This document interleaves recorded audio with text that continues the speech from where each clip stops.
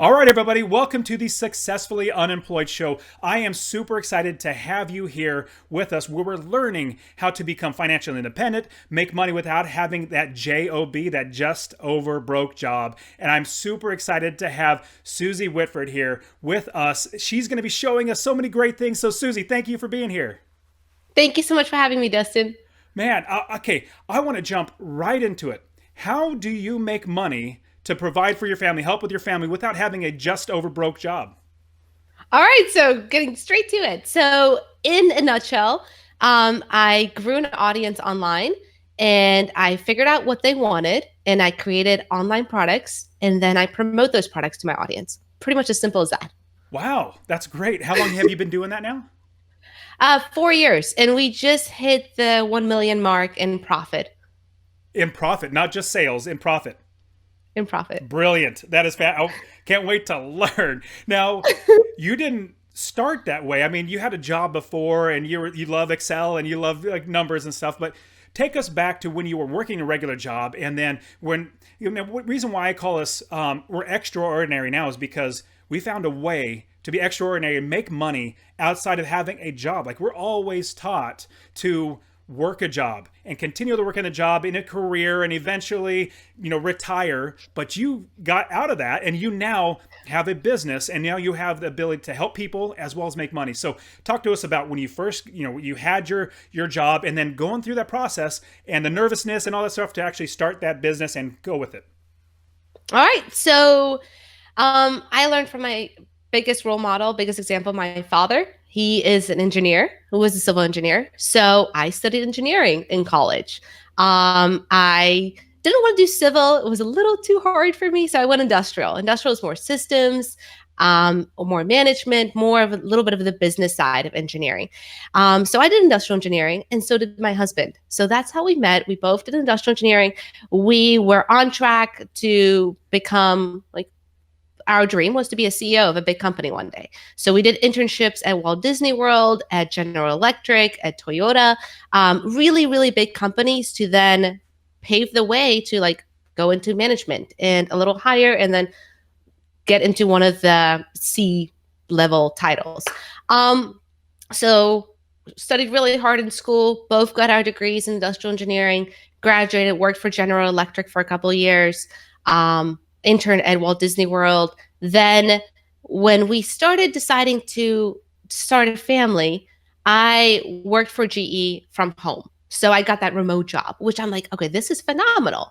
I can work from home. I still have that fantastic salary as an engineer with GE and I did that my whole pregnancy until the baby actually came. And that was a whole different thing. Like you can't really work an 8 to 5, even if you're from home with a baby. Like you can't be on conference calls, but baby's gonna cry.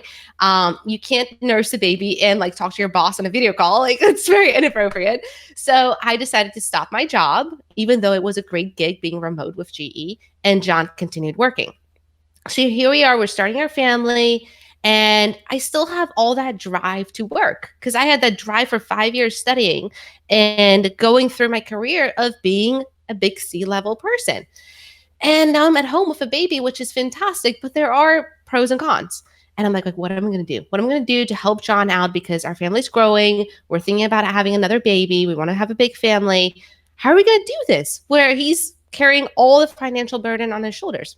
So I started listening to, what is that? What the TV show called where they do stocks? CNET. Oh, yes. CNET? Yeah. I think or So stock CNBC trading. or yeah, CNET's CNBC. another one, yeah. Yeah. So I was listening to all this stock tradings on TV and I'm like, I'm going to be a stock trader. I'm going to be fantastic at this. Right before earnings come out for a company, I'm going to buy a ton of stocks and then I'm going to lose it all the next day, which is what happened every single time. So I'm like, okay, stock trading is not going to be my thing. So I started like arts and crafts things. I'm like, okay, maybe if I just like do little arts and crafts, I can sell them on Etsy. Well, that's going to make us rich. No. Finally, I started learning more about blogging. I'm like, okay, I have skills. I am smart. I have created websites when I was in college. I was actually a teaching assistant for our coding class. So I help other students create websites. I'm like, okay, well, what if I do this? So I started going online, learning more about blogging. I'm like, ooh, affiliate marketing sounds awesome. Like, you don't have to create the product yourself. You can recommend somebody else's product and make a good income from that. So I started my little Catholic parenting blog with affiliate marketing and getting traffic from Pinterest. And that started doing well. And my spirits were lifted because I was at home with my baby, but I was making a couple hundred a month. I'm like, oh, this is nice. This is cool. So my friends started asking me for help. I started helping them grow their blogs. They started making bank. And I'm like, well, maybe I should take these skills and teach more of my mom friends to get into this. And that's how I grew into helping other moms like start their successful blogs. And my students are making 2 to 10,000 per month. Some of them are making more than I am, which I'm super proud of them. I'm like, whoa, what are you doing? But so it's just phenomenal. And I cater just to moms because that's my audience. I love them. I know the struggles that they face. And so that's how we have gone from being corporate engineers to now. Last year, John quit his engineering job. So he was still an engineer working for Toyota. I was starting my blog and it was growing. And I'm like, honey, you either have to come and help me. Because at that time, we now have 3 kids. Like through the time of growing the blog and getting more traffic and building my audience, I had 2 more babies. So there's no excuse that you guys can't do this. If I can do this on no help at home, no team, and being pregnant with little kids, you guys can do this too. So finally, I hit a point where I'm like, John, it's a little overwhelming. The blog's making enough money to support us. I'm here with all 3 kids. I need you to come home. And he's like, okay. So now we both work from home with our different websites. That's fantastic. Now, does he have his own website as well? Yeah. Yeah. He has his own thing. He does tech reviews and I do blogging. Oh man, that is awesome. So I love the freedom that comes with not working 40 plus 50, 60 hours a week because you have, especially just being with your kids, being with your spouse, it's just so amazing. See, I invest in real estate rental properties. And so I was able to quit my job. I, bought 1 property, then 2, then 3, and eventually got to 30. And I was like, I'm losing money. Even though I'm making $75,000 for my job, I'm losing money. Let me quit. And so that was the best decision I've ever done. Now, as you start to learn how to build a business, so you started your own and you started doing affiliate marketing. Take us back to how do we actually figure out, number one, how do we start? Like, how do we find out what we should blog or have an article or website about? How should we start that? Golly, the smartest advice I can give you is to start a website on something that people are already spending money on. So a big affiliate product that you could promote in your blog and that could give you great commissions. One topic that I see is getting kind of hot right now is like portable solar panels. So if you have like a niche site about portable solar panels or RV camping, tiny houses, the keto diet, anything that's hot and trendy where people are spending money, go into on one of those avenues. So you're not just blogging about your life. It's not a lifestyle blog. People do want to hear about you, but they also want to hear about them and what's going to help them. So focus on your story, but intertwine it into how it's going to help them. And then I would go after a topic that people are already spending money on: health, love, money, relationships, happiness, time. Any of those topics, people already are spending money in that. And then that would be a profitable one to go into. That's great. Now, a lot of people I've heard say you want to do something that you're passionate about because you're going to give up if you don't. Does that resonate with you? To an extent, yes. It's good to do something that you're very passionate about. But once something, even if it's, I don't know, portable solar panels, right? And that's that little website. I'm doing a couple reviews on portable solar panels. Sorry, I'm starting over the word. And I'm starting to make like $100 a week. I'm like, wow, that's really nice. Like, success drives passion too. Once you become successful at something, you're like, wow, I can do this. I am passionate about this. Let me do more of this. So it's great to do something that you're completely passionate about. But at first, if you're trying to leave your job, then I would do something that is going to be profitable. And once that takes off and is actually doing well and you can live off of that, then maybe focus on something that you're just purely passionate. I think that's a great Yeah, that's a fantastic idea because as I make money in certain businesses, my passion grows for that business because for me, it's almost like the game of business. I just love winning and I love doing things. And as I make money, I'm like, wow, I just served that customer really well. They so well Yeah. that they bought through either what I'm selling or the affiliate. So that's brilliant. I absolutely love that because I hear that all the time. Blog about or write about or do this about your passion. I'm like, I don't know. It doesn't necessarily like I don't resonate with that personally. So I really appreciate that perspective that you have. Now, from there, it seems like a couple questions come to my mind is, well, number one, how do we know what is number one right now in trend or that's growing or it's getting bigger, and how do we know what's going to happen in like in a year from now? Like perceive, is there a way to foretell, hey, this could be a really good niche to start now so I can get ahead of the curve? I give you an example. I have a friend, she talks about succulents. Do you know what succulents are? Yeah, yeah. Yeah, little tiny little plants. Not like every plant. It's like a little specific. Oh, there it's in the background. So if you're watching it on YouTube, Susie absolutely has a succulent behind her. Well, anyways, I interviewed this lady who's fantastic at talking about succulents, and she was well ahead of the game. Like she came out because she liked it way before succulents became a thing, and now they're pretty big now. Apparently, you have one, and so it's now fantastic for her. So how do we number one find what's going on right now, but then also how do we find out what's going to happen in the future? Golly. Okay. So finding out what's going to happen in the future is kind of hard. But if you say, I would take maybe 10 topics that you're interested in, at least have some type of interest, or you think, okay, people have been talking about it, be out in the news, listen to what people are talking about, listen to what's going on, browse news articles, browse online, and kind of see what's going on in the trends. Then I would go to googletrends.com. So, or just Google Trends. And you can actually put in that keyword and you'll see if it's gaining traffic or not, or if it already has spiked and it's starting to level down.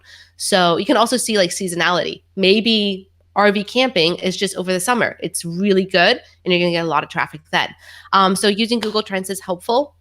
There is a keyword tool called Keywords Everywhere. It's very, very inexpensive. It used to be free, but it's very inexpensive. And you can actually use that. And I would search in Google different words that are in that topic and kind of see the keyword volume that they get per month. So see, is the search result 0 or is it like 100, 1,000, 5,000 or whatnot? So I would use those two tools to kind of predict if there's a lot of interest in it. Also, because I typically just use Google to see if something is trending or not, because that's where people come to search for it. See if people have ads at the top of Google. Like if they're actually running ads to that keyword, it's definitely a profitable keyword and people are making money off it because they're paying to rank. So if there are ads, that's smart as well. On the first page, if the search results come back from high authority websites, then the competition might be a little high. If the search results come back from like forums like Quora or Reddit or maybe a Pinterest board somewhere, the competition's low and it's a good one to go after.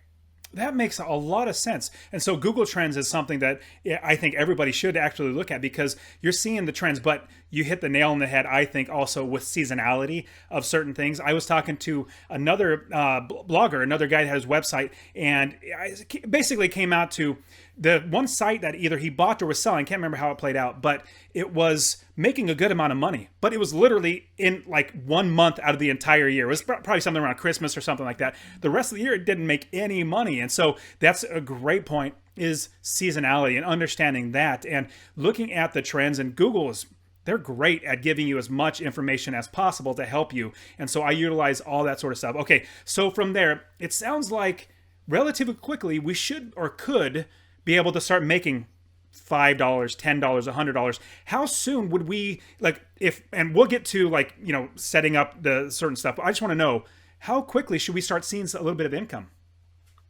It depends on how much content you create. So if you're starting a blog from scratch, your domain authority is 0. So you're not going to get a lot of search results. So Google search traffic is going to take about 6 to 8 months. But what I would focus on in that beginning is just creating great content, 10 to 20 to 30 articles, as much as you can that's good, and then promote that on Pinterest. So Pinterest can bring you traffic faster. Maybe social media can work for you depending on where your audience is, but write good articles so that in 8 months from now, Google's going to start picking you up. So I wouldn't expect to start making money your first week. maybe you can make like $5 or $10 your first month, but it takes time. But you know real estate, right? So you buy something and it's an asset, or as you do in real estate. But a blog, the same thing. Every article you write is an asset, and it's growing. Don't just see it like I'm doing this job, I'm just writing this article. No, that article sits there and it's growing. So definitely look at it like little seeds that you're planting, and then in time, the money that can come in will be growing, and it's not just going to be $5 you're going to make from that article. More and more traffic is going to get to it, and that will build on itself. So I've also heard people say, like, because I love the idea of Pinterest. We'll touch into it in just a second. But when you have articles, I heard a lot of people, like Neil Patel, will tell me, you don't just write an article unless you get backlinks, because the backlinks are the what you got to do, and that's the way. And they start going off. And so, but you're also one of the second entrepreneurs that talk about and teach how to blog. Is that really it's just getting good quality content and getting a lot of content out there. Another one was telling me 30 articles is like the bare minimum. And I was talking to a YouTuber who actually says if you're going to start a YouTube channel, 100 videos is the bare minimum. So it seems like that there's a lot that goes into having SEO and Google get people to find you. Is there any relevance, or should we just focus on pumping out the content and Pinterest? It depends. So every article that you write should have a purpose, and not every single article is going to be an SEO article. So the reason why Neil says that your articles need to have backlinks is because he's the SEO guy. And that's what works really well for SEO. But some of your articles could just be smaller, more emotional articles. Those do really well on social media, and that can bring in social shares. Like the long SEO articles, they don't always share that well on social. So it depends on the audience where you're going to promote the article. And it depends, then that will attract a different audience and traffic to your source. So I have some big meaty articles that I know I go after a keyword. That's my SEO articles. And some of my articles are more emotional. They're more me. It's more connecting with my audience, more sharing like a success story. And those do really well on Facebook and Pinterest. So it seems like what we need to do is basically help the people that are finding us, rather than saying I'm just going to try to quote unquote game the system or game Google to send me traffic. We really just want to be helpful. Is that correct? Yeah, definitely. And you want to connect with your audience on different ways. So some articles are going to be more emotional. Some are going to be shorter stories. Sometimes you're going to create an article and you're like, this is much better as a video. I need to talk through it. I need to relate to my audience. And then that can be a video on YouTube or live on Facebook. And then in those articles, I would link to your more in-depth how-to articles that then drive people to your courses, your products, or your affiliate links. So you brought up Pinterest a little bit ago. How vital is Pinterest? I mean, for me, Pinterest just gives me work. My wife looks at something, oh, I want you to do this for me. And I'm like, oh, you're banned from Pinterest. No more, because it just gives me work. Yeah, I know. These great things that she loves to see. Really nice things around the house. But, okay, let me ask you. If I'm teaching about real estate and investing in rental properties, for me being a guy, I'm like, I've never used Pinterest. I don't know if that's really going to be beneficial. Is that going to be beneficial for me to actually have Pinterest helping people find about real estate and my coaching and all that sort of stuff? Gosh, so Pinterest is mostly a female audience. So obviously there could be a lot of females interested in rental properties and how to manage that. So I wouldn't disregard Pinterest if you are teaching how to manage retail or rental properties. You could do that a couple of times, but the pins that do really, really well on Pinterest are like the how-to guides, the recipes, the fashion, the cooking, the kids' activities. Very, very like visually focused. So if it's not your platform, if it doesn't work for your audience, if your audience isn't hanging out there, then don't spend your time on it. As a blogger, I encourage my students to focus on one traffic source and one monetization strategy in the beginning.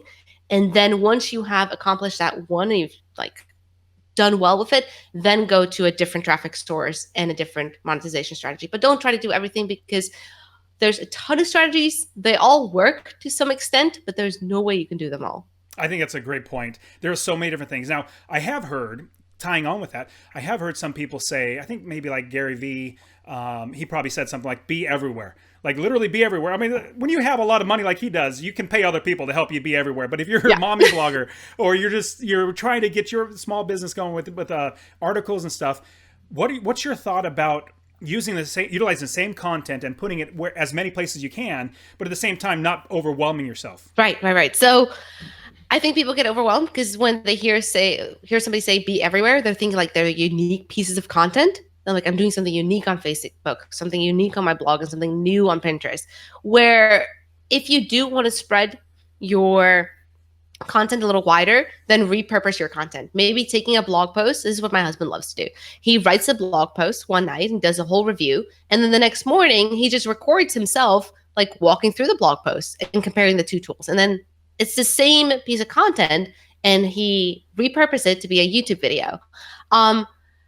In the beginning, don't try to be everywhere. Don't try to do all the social media platforms. It's just too hard and you're going to burn out and you're going to be overwhelmed. So I would take one or two, and then in time when you like master those, then take the content you've already created on your blog and repurpose that for that new channel that you want to grow. So I didn't have a big Facebook following for a long time. And I'm like, I'm not going to be on Facebook. Facebook is a time suck. I just go on there and I just chat with people. I'm not really producing any content for my blog. Like, I feel productive, but I'm not. So what I focused on in the beginning was just grow my email list. Hey, I'm just going to create these awesome freebies. I'm going to get people to my email list. So from Pinterest to my email list, Pinterest to my email list. And then once my email list was around 20,000 plus, I'm like, oh, guys, I'm going to do some lives on Facebook. And then I told all those people on my email list, hey, go like my Facebook page. And then boom, I got a big surge in my Facebook page and it started growing. So focus one audience, build them there, and then you can kind of mush or move them around to different places. And I think it's something that us as entrepreneurs, what we try to do, or it's not try, it happens. We start finding the shiny object. Oh, there's something that, oh, somebody says this is fantastic. Like Gary Vee is always pushing his new investment. So if it's Snapchat, he just bought into that. Everybody go use this. Or if it's, I don't know what the next one is. Everybody go use this. And so you have to be on this. I can't remember. Oh, Periscope was one that came and went. And so, I mean, they're just, it's like, oh, you have to be on it. This is the reasons why you have to be. Anyways, I completely agree that we need to focus on the things, I think, starting with what we're good at. And blogging and SEO is one of the best things. And then if you could branch out to Pinterest, branch out to Facebook, branch out to these other places are great. Now, I want a next step. We're starting to get traffic. We're starting to get people to find us through Pinterest, Facebook, Google, YouTube. These things are starting to work. Do we stick with just that 30 plus or right around those articles, or do we just got to keep pumping out articles, or what's the next step to now start growing it further? Yeah, produce more content. Yeah, that's worked for me. I continuously produce more content. I help my students more. Once you get to a point where your students can actually, or your readers can give you content. So you can send out a survey, like give them a question, maybe something in your niche, like you're doing keto, right? So you're like, what's your best keto tip? And that's what your whole audience signed up on your blog about.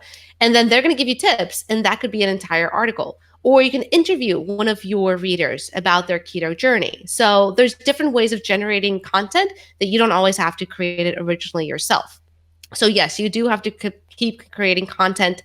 It doesn't have to be as intense as the beginning when you're establishing yourself and you're creating a nice baseline. Then you can switch to like once a week. But you do have to continue creating something for your audience. Maybe a video, maybe a quick live, maybe a blog post. But you do have to stay in front of your audience for them to continue hearing from you. So what would be a general schedule? Like, let's say we know we need to do a video for YouTube or Facebook or something like that. We use that video. And then we also have blog posts. Like, is there a schedule, like a roundabout schedule we should use? Yeah, it depends on what your platform is. I would create one piece of content on the platform, maybe a blog post, maybe a YouTube video. If it's like a Facebook post or Instagram post, maybe a little bit more because they're much shorter. But if your channel is blogging, create one blog post a week and email your list once a week. Like, stick with that consistently. Once you have that under your belt, you're doing well, maybe add a second blog post, maybe add a guest post, maybe add a YouTube video. But in the beginning, just stick with something that you can stay consistent with. So since the beginning, I started my blog, I've emailed my list religiously on Monday, sometimes Tuesdays when we have a holiday on Monday. But once a week, I email my entire list. Everybody hears from me once a week. and I produce one piece of content. It might be a video that week, it might be a Facebook Live, it might be a blog post, but depending on what I was in the mood creating. But Got it. one piece of content and email your list. I agree. Because over time, if you do it for once a week for 52 weeks, that's 52 new pieces of articles or Yeah. content in 1 year. And just year over year, that's what I love about the online business. It compounds, it keeps getting bigger and bigger. What you did 1 year, it'll be hopefully bigger the next year, monetary wise. Like it'll just keep growing as you're doing that. Now, you mentioned emailing. Now, I've heard so many other people talk about emailing. What's the important, not necessarily what's the importance of grabbing emails, because we know we can reach out to them, eventually sell them products or talking about affiliates or something like that, but talk to us about the email broadcast as opposed to an automatic, like let's create a funnel and actually have them go through the exact emails. Talk to us about what's your thoughts about those. Golly, so I have both. I have people, if they sign up, they get onto a welcome sequence. It's probably 2 months long, and they get an email for every couple of days. So my beginning people, because as soon as they sign up on your blog, they're hot, they're interested, you want to keep engaging with them. So I do have welcome sequences for where people sign up so that they don't cool down. But I still email once a week to my entire list just because, golly, this it's more of an I feel like it's more of a real connection with my audience. They see what I did this weekend. They know this email is not part of the sequence because the sequence is very systematic. Here's the next step. Go to the course. Go do this. It's not as personal, but where my weekly broadcast is very personal, it has a lot of good information in it, and it's more of a connection. And I get more replies on my weekly emails than I do in my funnels because I think my audience knows that the funnels are funnels. They're automatic emails that are coming out, very systematic. I put some personality in it, but it's not as alive. I don't know. It's that I think you should do both. That's a great point. I got so I just love not having to do. I love making something automatic, and so I created like 6 months worth of emails Also, and try to put as much personality as you can. But it's not like I literally did this today. You don't want to say that yeah. because you'd be lying because it'd be a year from. Anyways, but at each point inside the entire system, I have or the funnel. I have webinars, like 3 or 4 different webinars at any given point. It's like, hey, go check out this webinar. But it's an automated webinar, which is just fine. It's all great content. But so from there, how do we then monetize our list? Let's say we're growing. We have a lot of people that are buying into us, or they know, like, and love us. Like they're like, this is who I want to continue to go with Suzi. How do I then translate that into now, not affiliates, because that's something that's selling somebody else's product, into where they buy into something that we are personally selling of ourselves? All right. So if you're brand new, you have your audience, you've never sold anything of your own online, um, I would start with some affiliate marketing just so that you warm up your audience to like you're promoting something. So you've obviously probably done that through your articles. They know about affiliate marketing. Once you're ready to sell your own thing, I would start with something small. I would start with a small ebook. My audience loves printables, maybe a mini course. Start with something under $50 and warm up your audience to buying from you and make it amazing so that they're just like blown away. Like, wow, she only charges $27 for this. This is amazing. And then when you're ready to sell something that's a little higher, a little bit bigger price, then they're much more likely to buy that higher price item because you have already proved yourself in the first transaction. Do we need to create all brand new content, or can it be repurposed from things that we have? Like I've heard from other places where if you have, I don't know, 100 blog posts and you can actually take maybe 30 of them, put them together and put it into a book. Is that good or is that bad? Good or bad? So I've heard like people saying that they realized somebody repurposed a lot of her content or a lot of their content into their course or ebook and they didn't like that. So I would take about 10% of the product that you're creating you can use from your blog. I mean, some things are just going to have to be duplicated because you've probably already taught some of the things on your blog or on your YouTube channel. So it's okay using things from your YouTube channel, but go deeper in your course or your ebook and don't repurpose the entire thing because you might get a little bit of a negative reviews. Yeah, I completely agree. And so I have that's called the Ultimate Real Estate Investing System from beginning to end. You have no knowledge about anything, no nothing, to the end having a business where you actually have rental properties making you money, at least $250 a month per property. But in that, everything else that I give away for free, my podcasts, my books, my free courses, my content, that's all literally 10% of what you need to do in order to be successful. I can only give out so much for free.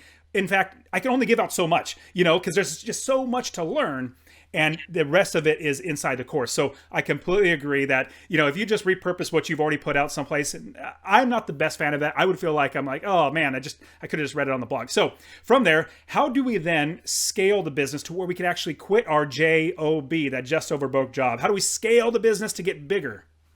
All right, so you want to create that ladder, that value ladder in your business where you start with a freebie. We build the audience, we get traffic, they sign up to our freebie, our free offer. Then they sign up they buy the small product, which leads into medium-sized product, which leads into maybe a bundle of a lot of products, maybe coaching, maybe a high-tiered membership. But you want to have that value ladder where somebody comes in from the bottom as a free student, then as a small paid student. You're building that trust. They give you $27.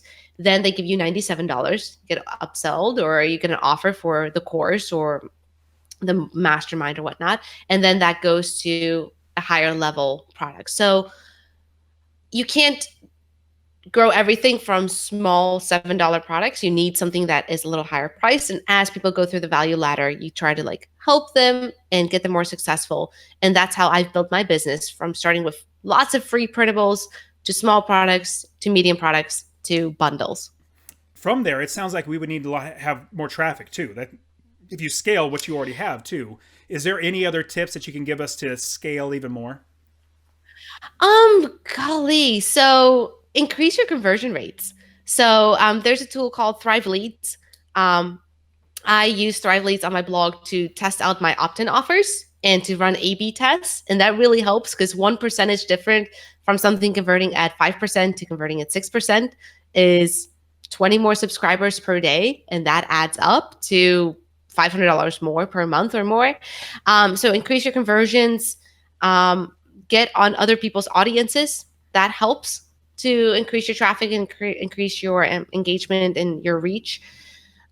Create more products, run sales, add your product to a bundle. There's a lot of big companies that bundle online products together, and that could present you in front of a new audience.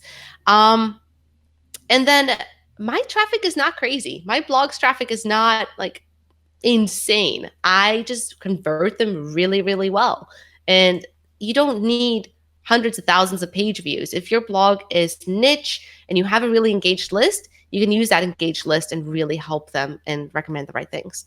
That's great. I love everything you're talking about, Suzi. It's fantastic. Your business is fantastic. Now, I want to jump into the rapid fire round. Are you ready? Yay! I'm so ready. Awesome. So the first thing is, as we quit our job, we're not working 40, 50 plus hours a week or more. We have a little bit of time that we can help the people around us or even help the world if we wanted to. What are you doing with your time to help serve and to give back in order to just help people around you? Oh gosh. So to be completely honest, my 3 kids are taking up all my time. So as soon as I cut off here, I'm investing all my free time into my kiddos. You can see them. Oh, it's awesome that they're behind me. There's baby boy and my 2 girls, so 2, 4, and 5.5. Currently, that is my mission in the world, to raise these little people to be amazing. And then one person asked me recently what I want to do for Lent this year.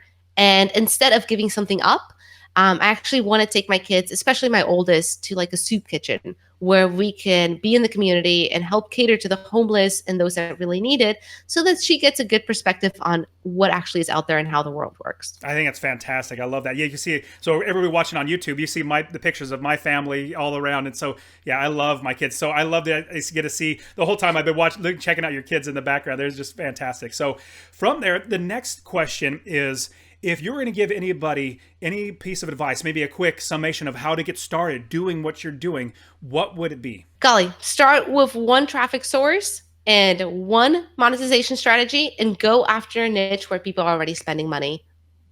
I love that. Yeah, that's great. Okay, if you were going to go give back and give yourself, your 13-year-old self, any piece of advice, could be life, business, or whatever, what would it be? Oh man, my 13-year-old self? Don't stress out so much about what you look like. I love it. My prepubescent self. Yeah, like don't worry about your weight so much. That would be my advice to my 13-year-old self. My advice to maybe my beginning working self, maybe here at like 25 or 26.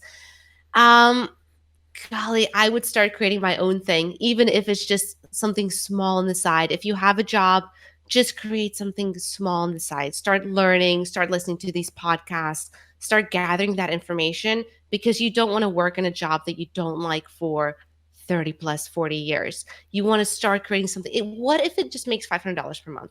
What if it just slowly grows? Like, I wish I started blogging 20 years ago or like longer ago because that small blog or website or podcast or YouTube channel that you're starting can just grow slowly. So the advice that I would give myself like 10 years ago is start something that you can grow yourself. That's brilliant. I completely agree with that. I love that. So, from there, the next question is what is one tool, one app, or it could be a pen and paper, a journal, or something? What is something that we should utilize in our lives to make our lives more efficient or better? All right, so it might just be because John and I are on this keto craze right now, but not just keto, because I mean that's a hard thing to change your eating style, but fasting and working when you're fasted is just this so much clarity. So we stop eating around 8 o'clock at night, and then we don't start eating again until noon. And we just do like water, tea, or electrolyte water, which is actually really yummy, until noon. But we have our mornings to work when the kids are in preschool, and we're so productive when we're not thinking about eating or cooking or being in the kitchen.